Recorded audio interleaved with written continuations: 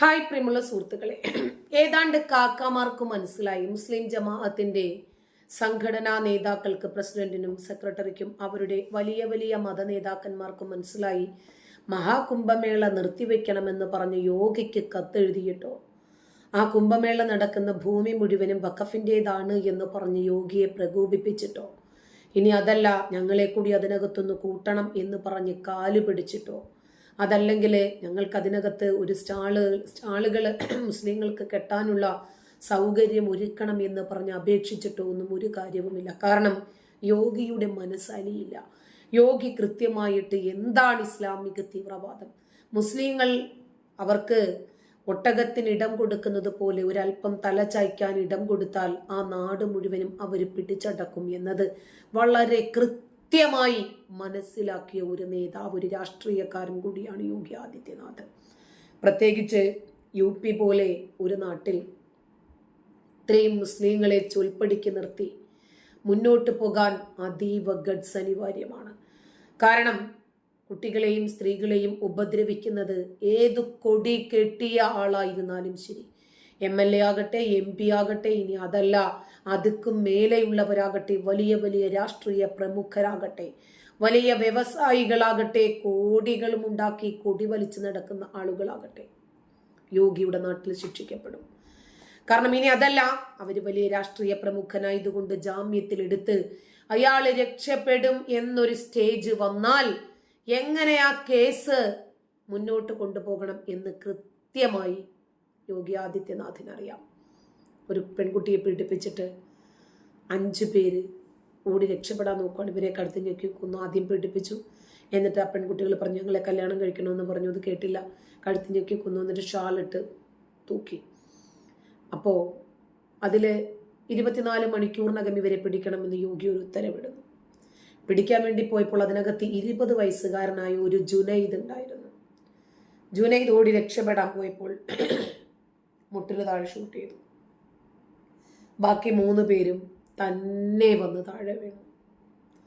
കാരണം ഇനിയും ഇതിപ്പോൾ കാലിലാണ്, ഇനി നെഞ്ചത്തായിരിക്കും ഓട്ട വീഴുന്നത്. കാരണം യോഗിയുടെ പോലീസാ. ഇതാണ് UP യിലെ യോഗി. എന്നിട്ട് വലിയ വലിയ ഗുണ്ടാ നേതാക്കളൊക്കെ ആയുധം വെച്ചിട്ട് യോഗി ആദിത്യനാഥിന്റെ മുമ്പിൽ വന്ന് കീഴടങ്ങുവാണ്. ദയവ് ചെയ്ത് ഞങ്ങൾക്കെതിരെ നിങ്ങൾ എവിടെ വെച്ച് കണ്ടാലും ഞങ്ങളെ തീർക്കാനുള്ള നടപടിയുമായിട്ട് മുന്നോട്ട് പോകരുതേ. അതുകൊണ്ട് ഞങ്ങൾക്ക് ഈ നാട്ടിൽ ജീവിക്കണം. ഞങ്ങൾ ചെയ്ത തെറ്റുകൾക്കൊക്കെ ഞങ്ങൾ ശിക്ഷ അനുഭവിച്ചോളാം. അതുകൊണ്ട് ദയവ് ചെയ്ത് എൻകൗണ്ടർ പിൻവലിക്കണം എന്ന് പറഞ്ഞു. അപ്പോൾ യോഗിയോട് ഇവരുടെ ഒരു തട്ടുമുട്ട് വേലകളും നടക്കില്ല. ഏറ്റവും ഒടുവിൽ നമ്മുടെ റിസ്വി ഉണ്ടല്ലോ, ബറേൽവി റിസ്വി ഷഹാബുദ്ദീൻ, മുഹമ്മദ് ഷഹാബുദ്ദീൻ റിസ്വി, അയാൾ കൊടുത്ത കത്ത് ഒന്ന് വായിക്കാൻ യോഗി ആദിത്യനാഥ് തീരുമാനിച്ചു. കുംഭമേള നിർത്തിവെക്കണം.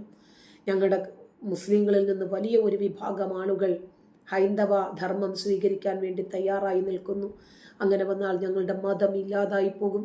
50 ലക്ഷം ആളുകളാണ് ഹൈന്ദവ ധർമ്മം സ്വീകരിക്കാൻ വരുന്നതെങ്കിൽ ആ 50 ലക്ഷം കുടുംബങ്ങളിൽ നിന്ന് ഓരോരുത്തര് വീതം വന്നാൽ അത് ഇരട്ടിയാകും. ഇനി 50,000 പേരാണ് വരുന്നതെങ്കിൽ ഒരു കുടുംബത്തിൽ നിന്നും ഓരോരുത്തർ കൂടി ഉണ്ടെങ്കിൽ അത് 1 ലക്ഷമായി മാറും.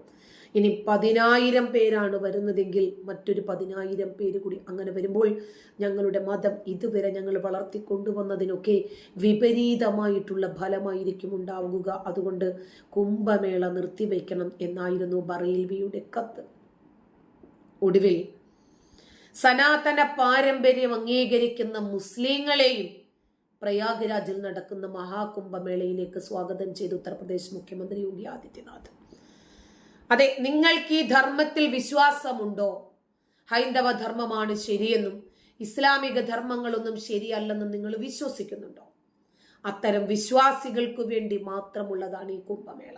അങ്ങനെയുള്ള മുസ്ലിങ്ങളും അങ്ങോട്ടേക്ക് പോന്നു. ബറേൽവിക്ക് സമാധാനം. ബറേൽവി ഇപ്പോൾ ഇതുവരെ മുസ്ലിം സമുദായത്തോട് ആഹ്വാനം ചെയ്തിരുന്നത് കുംഭമേളയിലേക്ക് പോകരുത് എന്നാ. പോയാലല്ലേ ഇവര് മതം മാറത്തുള്ളൂ. പോയിട്ടില്ലെങ്കിൽ ഇവര് മതം മാറത്തില്ലല്ലോ. തന്നെയുമല്ല, ഇനിയും ഉസ്താദിന്റെ ഒക്കെ വിലക്കുകൾ ലംഘിച്ച് പോയാൽ നമുക്ക് പള്ളി വിലക്കാമല്ലോ. നമ്മുടെ കയ്യിൽ അങ്ങനെ കുറെ ആയുധങ്ങൾ ഉണ്ടെന്നൊക്കെയാണ് ബറേൽവി ഉസ്താദ് വിചാരിച്ചിരുന്നത്. പക്ഷേ അപ്പോഴാണ് യോഗിയുടെ ഏറ്റവും പുതിയ അമിട്ട് നടപടി വരുന്നത്. സനാതന ധർമ്മത്തിൽ വിശ്വസിക്കുന്ന മുസ്ലിങ്ങളൊക്കെ പ്രയാഗ്രാജിലേക്ക് വന്നു.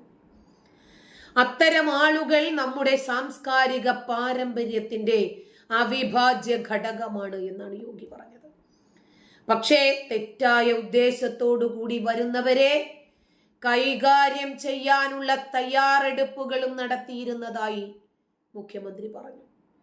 അവിടെ കയറി വന്നിട്ട് അലങ്കോലപ്പെടുത്താനും അങ്ങനെ എന്തെങ്കിലുമൊക്കെ പണി തരാനുമാണ് ഉദ്ദേശമെങ്കിൽ നടപടി യോഗി തരും. നേരത്തെ കുംഭമേള നടക്കുന്ന പ്രദേശത്തേക്ക് മുസ്ലിങ്ങൾ കടക്കുന്നത് തടയണമെന്നാവശ്യപ്പെട്ട് സന്യാസി ഗ്രൂപ്പായ അഖാഡ പരിഷത്ത് രംഗത്ത് വന്നിരുന്നു. ഇതിൽ വിവാദമുയർന്ന പശ്ചാത്തലത്തിലാണ് യോഗിയുടെ പുതിയ പരാമർശം. സനാതന പാരമ്പര്യം അംഗീകരിക്കുകയും തങ്ങളുടെ സ്വത്വം ഇന്ത്യൻ സംസ്കാരവുമായി ബന്ധപ്പെട്ടിരിക്കുന്നു എന്ന് കരുതുകയും ചെയ്യുന്ന ഏതൊരു മുസ്ലിമിനെയും മഹാകുംഭമേളയിലേക്ക് സ്വാഗതം ചെയ്യുന്നു എന്നും സമ്മർദ്ദ ഫലമായിട്ടാണ് തങ്ങളുടെ പൂർവികർ ഇസ്ലാം മതം സ്വീകരിച്ചതെന്നും തങ്ങളുടെ പൂർവ്വഗോത്രം ഇന്ത്യൻ പാരമ്പര്യത്തിൽ അധിഷ്ഠിതമാണെന്നും വിശ്വസിക്കുന്നവർക്ക് കുംഭമേളയിൽ പങ്കെടുക്കാം. ഇതാണ് യോഗിയുടെ തീരുമാനം. അത്തരം ആളുകൾ നമ്മുടെ സാംസ്കാരിക പാരമ്പര്യത്തിന്റെ അവിഭാജ്യ ഘടകമാണ്. എന്നാൽ തെറ്റായ ഉദ്ദേശത്തോടെ വരുന്നവരെ കൈകാര്യം ചെയ്യാനുള്ള തയ്യാറെടുപ്പുകൾ യോഗി നടത്തിയിട്ടുണ്ട് എന്നാണ് യോഗി പറഞ്ഞത്. നേരത്തെ മുസ്ലിങ്ങളെ മേളയിൽ നിന്ന് ഒഴിവാക്കണം എന്ന അഖാഡ പരിഷത്തിന്റെ ആവശ്യം വിവാദമായിരുന്നു. ആത്മീയ കാര്യങ്ങളിൽ എല്ലാവരെയും ഉൾക്കൊള്ളുന്ന സമീപനം സ്വീകരിക്കണമെന്ന് വാദിച്ച് മുസ്ലിം പുരോഹിതർ പരീക്ഷത്തിനെതിരെ രംഗത്ത് വന്നിരുന്നു. ഇതിന് പിന്നാലെയാണ് മുഖ്യമന്ത്രിയുടെ പരാമർശം. കഴിഞ്ഞ ദിവസം മന്ദിർ മസ്ജിദ് വിവാദത്തിലും യോഗി പ്രതികരിച്ചിരുന്നു. പൈതൃകം തിരിച്ചു പിടിക്കുന്നതിൽ തെറ്റില്ല എന്ന് ആജ് തക്കിന്റെ ധർമ്മ സൻസദ് പരിപാടിയിൽ യോഗിയുടെ പ്രതികരണം. മഹാകുംഭമേള നടക്കുന്ന സ്ഥലം വഖഫ് സ്വത്തായിരുന്നു എന്ന അവകാശവാദത്തെയും UP മുഖ്യമന്ത്രി തള്ളി. ഒരു മുസ്ലിം പോലും ഇല്ലാതിരുന്ന നൂറ്റാണ്ടുകളോളം പഴക്കമുള്ള ഒരു നാട്ടിൽ വഖഫിന്റെ സ്വത്തോ മുഖ്യമന്ത്രി ശരിക്കും കൊടുത്തുവിട്ടു. അതുകൊണ്ട് വഖഫും തേങ്ങയും ഒന്നും പറഞ്ഞ് ഈ ഏരിയയിൽ കണ്ടുപോകരുത്. കുംഭമേള നിർത്തണമെന്നും മുസ്ലിങ്ങളൊക്കെ ഹൈന്ദവ മതത്തിലേക്ക് വന്നു പോകുമെന്നും പറഞ്ഞ് ഏരിയയിൽ കണ്ടാൽ യോഗിയുടെ നിയമം യോഗി അങ്ങ് പാസ്സാക്കുമെന്നാണ് യോഗി പറഞ്ഞത്. പൈതൃകം തിരിച്ചു പിടിക്കുന്നത് ഒരു മോശം കാര്യമല്ല, സനാതനത്തിന്റെ തെളിവാണ്, സനാതന ധർമ്മത്തിന്റെ തെളിവാണ് ഇപ്പോൾ സംഭാലിൽ കാണുന്നതെന്നും അദ്ദേഹം കൂട്ടിച്ചേർത്തു. തർക്കമന്ദിരങ്ങളെ ഒരിക്കലും മസ്ജിദ് എന്ന് വിളിക്കരുത്. മുസ്ലിം ലീഗിന്റെ ഇഷ്ടമനുസരിച്ച് ഇന്ത്യ ഭരിക്കാൻ സാധിക്കില്ല, യോഗി പറഞ്ഞു. മന്ദിർ മസ്ജിദ് വിവാദം എല്ലായിടത്തും ഉയരുന്നതിൽ RSS മേധാവിയായ മോഹൻ ഭാഗവത് ആശങ്ക അറിയിച്ച് ദിവസങ്ങൾ മാത്രം പിന്നിടുമ്പോഴാണ് യോഗിയുടെ അടുത്ത പരാമർശം രംഗത്ത് വരുന്നത്. നമ്മുടെ ഷഹാബുദ്ദീൻ റസി ബറേലി പറഞ്ഞിരുന്നു, കുംഭമേളയിലേക്ക് ഞങ്ങൾക്ക് സ്റ്റാളുകൾ ഇടാൻ പറ്റിയിട്ടില്ലെങ്കിൽ ഞങ്ങൾ കലാപമുണ്ടാക്കുമെന്ന്. അപ്പൊ യോഗി പറഞ്ഞാൽ പിന്നെ ആ വഴിക്കങ്ങ് നോക്കിക്കോ. കലാപമുണ്ടാക്കുന്ന ആളുകളെ എങ്ങനെ കൈകാര്യം ചെയ്യണമെന്ന് എനിക്കറിയാം, അതിന് തയ്യാറായിട്ട് അങ്ങോട്ട് പോന്നോളാൻ. നന്ദി.